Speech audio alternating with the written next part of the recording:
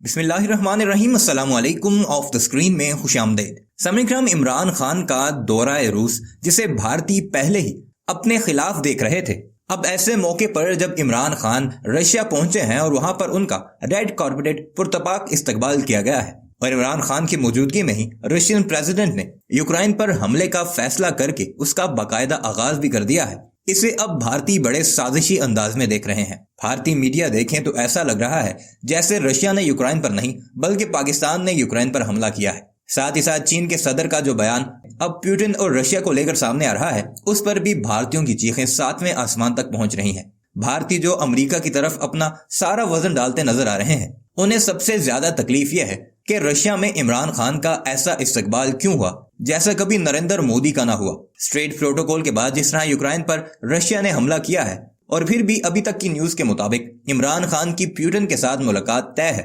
हालांकि इस तरह के माहौल में फौरन सरबराहाने मुमलिकत माजरत करके अपने मेहमान को वापस भिजवाते हैं, लेकिन अभी तक इमरान खान की वहां पर मौजूदगी और इमरान खान की मुख्तलिफ वफूद से मुलाकातें भारतीयों के एहसाब पर सवार होती जा रही हैं। इसके अलावा चीन के वजारत खारजा के तर्जुमान की तरफ से यह बयान भी सामने आना कि हम रशिया के साथ हैं और अमेरिका और नेटो ममालिक की तरफ से किसी भी पाबंदियों को नहीं मानते, वो भी अब भारतीयों को बुरा लगने लगा है। वजह साफ जाहिर है कि पाकिस्तान, चीन और रशिया इस वक्त एकजुट होकर यूरोप, अमेरिका और भारत की आंखों में खटकने लग चुके हैं। हालांकि पाकिस्तान की स्ट्रेट पॉलिसी बिल्कुल वाज़ेह है कि कॉन्फ्लिक्ट के माहौल में पाकिस्तान किसी भी मुल्क की साइड नहीं लेगा, लेकिन शायद भारतीयों को इमरान खान का दौरा रूस इस मौके पर हजम नहीं हो रहा और वो उस पर चीखते बिलखते नजर आ रहे हैं। आइए आपको दिखाते हैं कि भारतीय मीडिया इमरान खान के इस मौके पर दौरे पर क्या रिपोर्टिंग कर रहा है और चाइना के बयान के बाद कैसे उनकी चीखें सातवें आसमान तक बुलंद हो रही हैं। मगर वीडियो पर आगे बढ़ने से पहले आपसे गुजारिश है कि हमारे इस चैनल को जरूर सब्सक्राइब कीजिएगा और कमेंट सेक्शन में अपनी कीमती राय का इजहार भी जरूर कीजिएगा। यूक्रेन संकट को लेकर अमेरिका और रूस के बीच जो तनातनी चल रही है, उसका फायदा कई चालबाज मुल्क उठाना चाहते हैं। चीन विवाद के बीच में अमेरिका को धमकी दे चुका है। आज चीन ने ताइवान को भी धमकी दी है। ऐसे हालात में चीन का दोस्त पाकिस्तान भला पीछे क्यों रहता? तो विवाद का फायदा उठाने के लिए पाकिस्तान के प्रधानमंत्री इमरान खान मॉस्को पहुंच गए हैं। खास बात यह कि आर्थिक प्रतिबंध से रूस को बेशक झटका लगा हो, लेकिन इमरान रूस से आर्थिक मदद मांगने के लिए मॉस्को पहुंचे।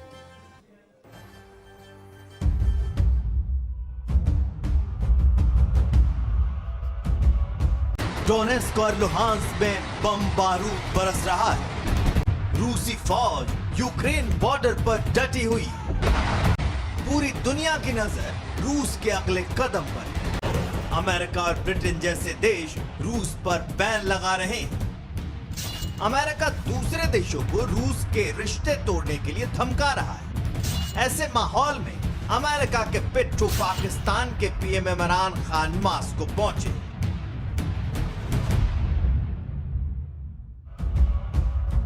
करीब 23 साल बाद किसी पाकिस्तानी पीएम ने रूस की जमीन पर कदम रखा। सामान्य दिनों में इमरान का रूस दौरा दो देशों के बीच राजनयिक रिश्तों की एक घटना हो सकती थी, लेकिन आज जो बारूदी माहौल है, इमरान का रूस पहुंचना खास है। यूक्रेन के मसले पर यूरोप में जारी तनाव के बीच चीन ने अब खुलकर अपना खेल खेलना शुरू कर दिया है। यूक्रेन के पूर्वी हिस्सों को स्वतंत्र देश के तौर पर मान्यता देने के रूसी राष्ट्रपति व्लादिमीर पुतिन के फैसले के बाद अमेरिका और उसके सहयोगी देशों ने रूस पर जो आर्थिक पाबंदी लगाई है, उसकी हवा चीन ने निकाल दी है। चीन ने साफ किया है कि वो रूस पर लगाई गई इन पाबंदियों के खिलाफ है। रूस के इस रवैये का इस पूरे मसले पर क्या असर पड़ेगा, ये जानने से पहले हम आपको बताते हैं कि जिनपिंग की सरकार ने अमेरिकी पाबंदियों पर कैसा रुख इख्तियार किया है। रूस पर लगी पाबंदियों के बाद चीन की ओर से जो पहली प्रतिक्रिया जारी की गई है, उसमें चीन के विदेश मंत्रालय की प्रवक्ता हुआ चुनयिंग ने इस मसले पर कहा है कि चीन इस तरह के एक तरफा प्रतिबंधों के खिलाफ है और ऐसे प्रतिबंध किसी भी समस्या का समाधान नहीं है। उनका यह भी कहना है कि साल 2011 से लेकर अब तक अमेरिका रूस पर 100 बार पाबंदी लगा चुका है और उनका देश इसका विरोध करता है। चीन की प्रवक्ता की भाषा तो काफी सधी हुई है, लेकिन उसमें छुपा हुआ संदेश अमेरिकी राष्ट्रपति जो बाइडेन के लिए परेशानी का सबब है। चीन के इस रुख का सीधा सीधा मतलब है कि चीन रूस पर लगी इन पाबंदियों को दरकिनार करके रूस के साथ अपने व्यापारिक ताल्लुकात बरकरार रखने का इरादा बना चुका है।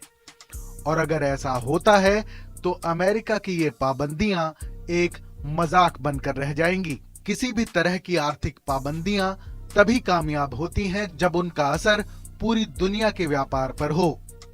अमेरिका के बाद दुनिया में दूसरे नंबर की इकोनॉमी वाला देश चीन अगर पुतिन के साथ अपने व्यापारिक रिश्ते नहीं तोड़ेगा या अगर इन पाबंदियों को धता बताएगा तो रूस पर अंकुश लगाना अमेरिका के लिए मुमकिन नहीं हो सकेगा। और ये कोई पहली बार नहीं है जब ऐसे मसले पर चीन पुतिन का साथ दे रहा हो। इससे पहले साल 2014 में क्रीमिया पर रूस के कब्जे के बाद जब अमेरिका ने रूस पर पाबंदियां लगाई थीं, तब रूस ने अपना निर्यात पश्चिमी देशों से घटाकर चीन को बढ़ा दिया था।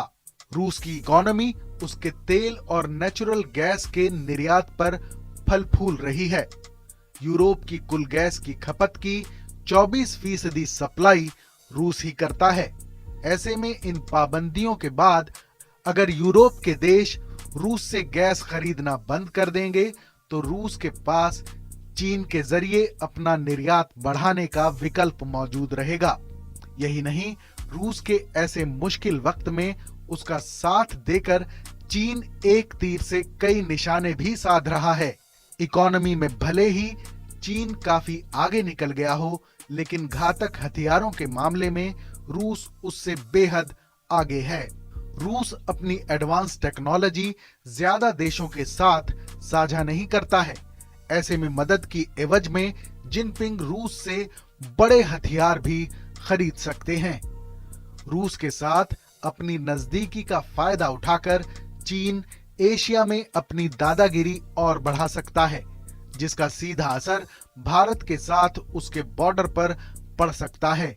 ऐसे में भारत को यूक्रेन के मसले पर बेहद सतर्क रहने की भी जरूरत है।